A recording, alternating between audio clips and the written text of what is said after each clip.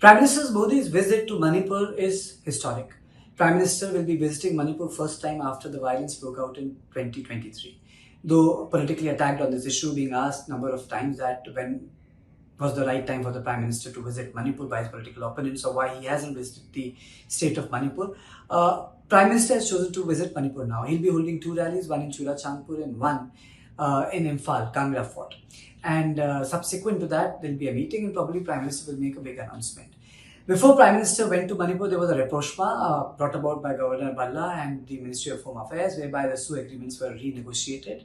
And most of these militant leaders, Kuki militant leaders, had to agree to the fact that they will acknowledge and recognize the territorial integrity of Manipur. So that's the good part of it. There is no violence in Manipur as of now. That's a good part of it. No clash has taken place between two communities. That's the best part of it.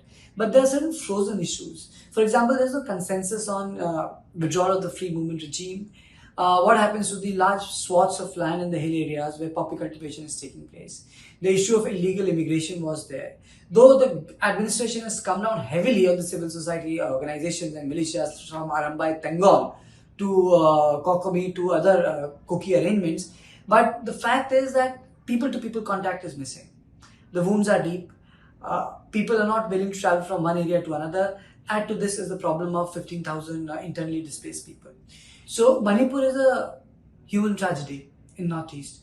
Manipur is also a result of slow intervention because political administration allowed at that point of time for these differences to fester to such a level that people militarize themselves. I think that's where the failure has been. And now the biggest task would be to operationalize the assembly because Kukis and the Meiteis are refusing to sit together. So for this reason, for more than 2 years, Kuki Meitei MLAs have not spoken to each other. The cost had to be borne by Bharatiya Janata Party. They lost 2 seats in Lok Sabha elections, both the seats. So I would say that the real breakthrough would be when people decide to sit together. When the assembly would become functional on the political party lines, not on ethnic lines. What I mean to say is that if the Kuki MLAs and the Meitei MLAs can't sit together, Manipuri people will not be able to do their job. And Manipuri identity needs to prevail in this context over the ethnic identities.